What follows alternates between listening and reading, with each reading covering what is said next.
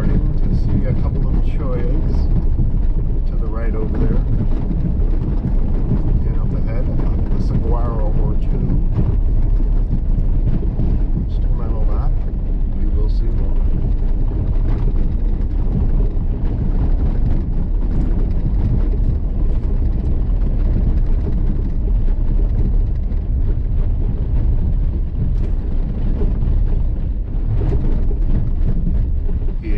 Different than the last time I came through. It's all kind of mushy wetty. This is how I got mud on it the first time, I think. But it was deeper, I think. Or in a different place, maybe.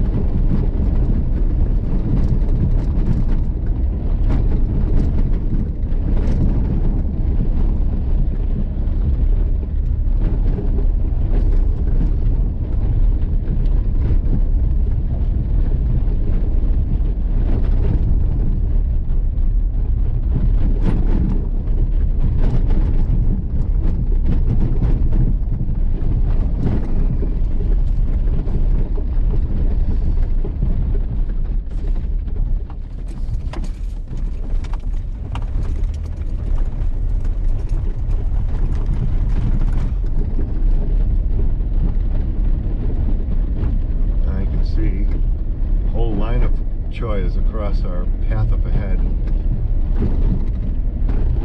becoming way more dense up ahead.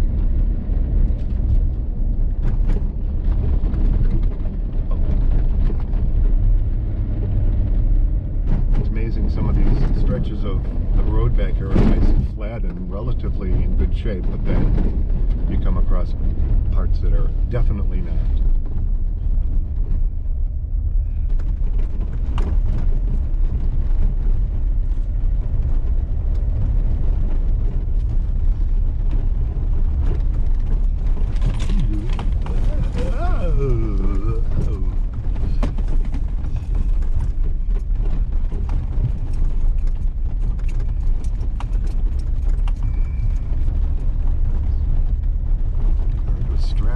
Ridges and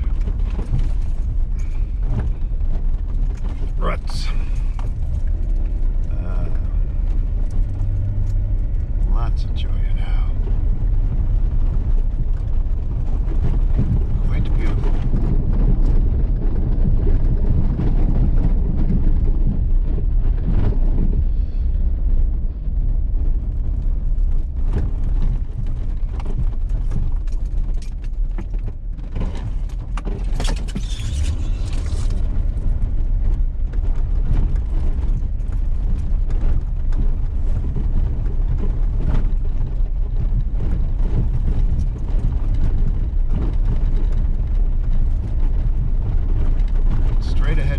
That blackish mountain ahead of us.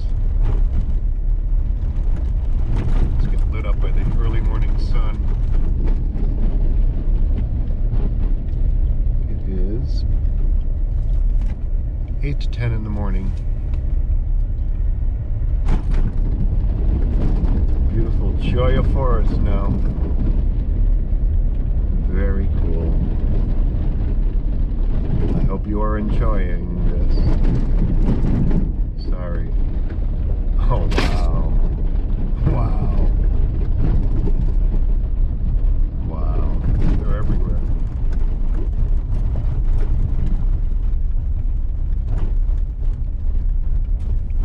People call them jumping chollas, but they don't actually jump. But if you brush against them, parts of the tips of them can detach and go into you.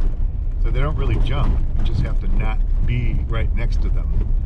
The other problem is that some of the tips of the arms fall off anyways because they'll reroot as a new plant. So if you're walking around out there, those little cholla balls are all over the place, and they'll go right through flip-floppy sandals. you always have to wear closed-toe shoes when you go on a ramble and get out of the vehicle and go anywhere away from it to avoid cholla spikes in you.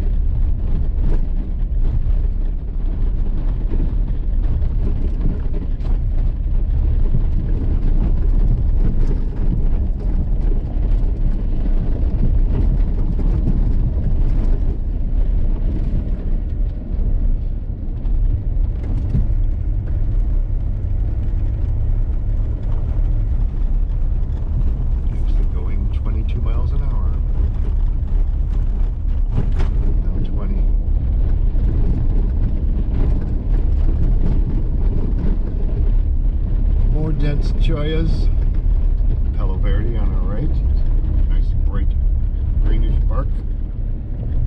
It's an indicator of that guy.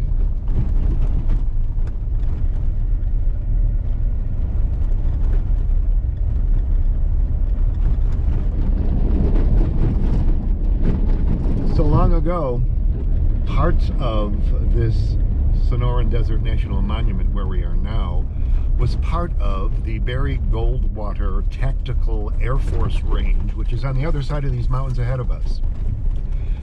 So the Air Force had, back in the, right around World War II, had taken up quite a bit of federal land out here to create the Air Force Base, training pilots for World War II, and then beyond, and it is still an active base today for jet pilots. And so parts of the monument were also included in that area of destruction. Planes would fly overhead and they would practice bombing ordnance into the desert below.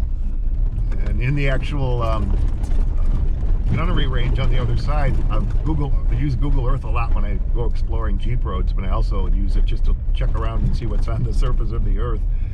And you can see all kinds of installations that have been set up with targets for them to shoot at, like fake jets, fake tanks, but the right size, and they place them along roadsides and in clusters, and even where a base would be, so you could see like little bunkers that are hiding them. And then the jets would fly over and like try to bomb that stuff. They'd get instructions on where to go and the range and what to try to shoot at. Pretty cool. Anyways, when the monument was created back in the year 2000, hold on, I gotta negotiate this pretty steep little guy here.